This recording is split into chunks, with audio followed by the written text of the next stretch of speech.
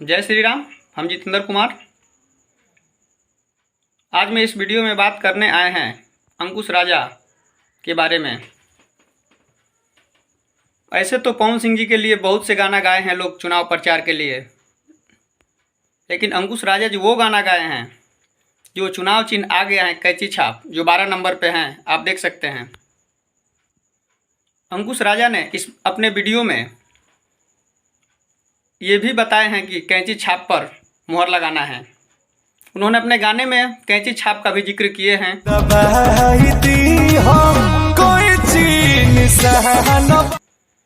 इसमें बता दूं कि ये गाना को लिखे हैं प्रिंस प्रियदर्शी जी और म्यूजिक दिए हैं प्रियांशु सिंह। ये अंकुश राजा ऑफिशियल से गाना आया हुआ है। अभी तक आप नहीं देखे हैं तो जाकर देख सकते हैं। गाना बहुत बढ़िया है।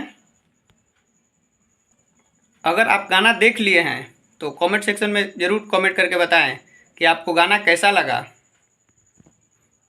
वीडियो को लास्ट तक देखने के लिए धन्यवाद। जाते जाते आप चैनल को सब्सक्राइब करके ज़रूर जाएं। Thank you.